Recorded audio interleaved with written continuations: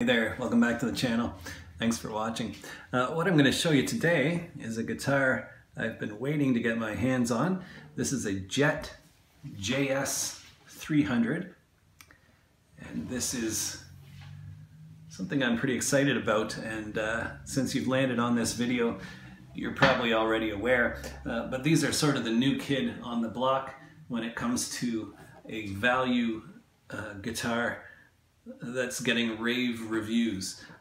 So I don't want to spoil the ending here, but I'm going to follow that trend and tell you this is a great guitar.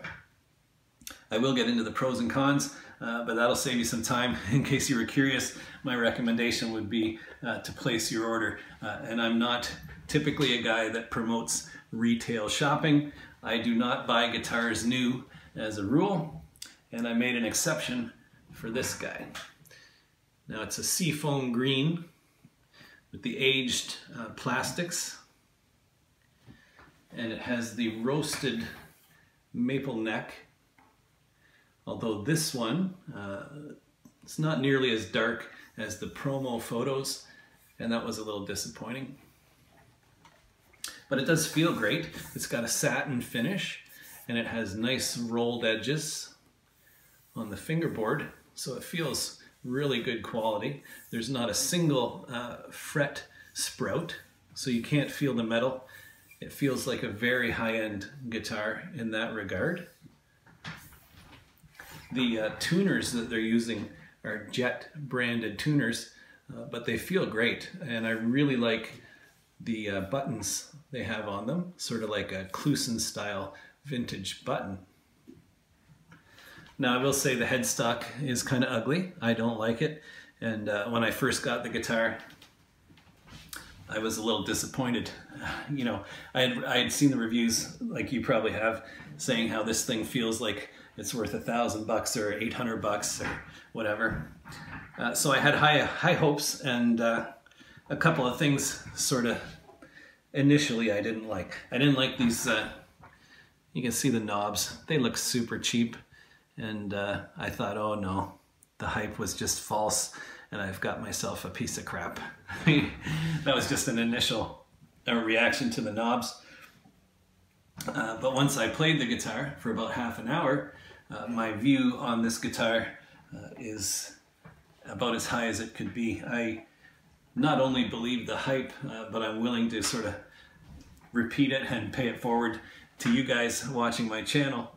I would say this is one of the best guitar purchases I've made, certainly in the price range. Now I'm used to getting guitars used, so getting a great value is not new to me. But even so, being able to buy retail and still get an item that I feel is a fantastic value, that's pretty cool. So it's got a 3-ply cover plate on the back, and the 3-ply pickguard. The pickguard looks really good, even though these plastics look kind of crappy. So that should be an easy thing to replace. Get a really good quality set of plastics, and you'd be right off to the races there. Now the bridge, it looks pretty good. That's one thing I would say is not quite up to Fender USA spec, let's say. But what can you expect? You know, it looks much better than I expected. And it does have a full size trem block, which is really unique at this price point. Now this guitar has its own unique little cutaway there, or a contour, which I can't quite figure out how they were, who they're helping with that. Like, what position do you have to be in for that to benefit you? I'm not sure, but it certainly doesn't hurt anything, and yeah, maybe your playing style would benefit from that. Mine certainly doesn't. So it's a one-piece maple neck, which has been roasted. Now this one, as I mentioned, is not dark. It kind of looks more like an oak kitchen cabinet, and that is not a look that I really like, but it is what it is. It does have a separate maple fingerboard, so the truss rod would be underneath that maple fingerboard, so there's no need for a skunk stripe, as you can see. But it does provide a really nice fretboard, and it feels great playing it. You know, there's so little to complain about on this guitar. It has a solid basswood body, which is what a lot of the Japanese Fender guitars had, Fenders and Squiers. So it's definitely a good tone wood, and this guitar reminds me of a Japanese Fender when I play it.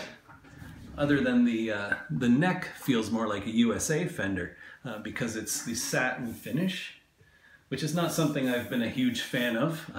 I openly admit I don't love American Fenders for that reason, but this one feels pretty good. So that's it. It's a JS300 from Jet. What I'll do now is I'll just segue into some sound samples, and I'll include photos of some of the features that I've talked about. Okay, thanks for watching. Have a great weekend. Cheers.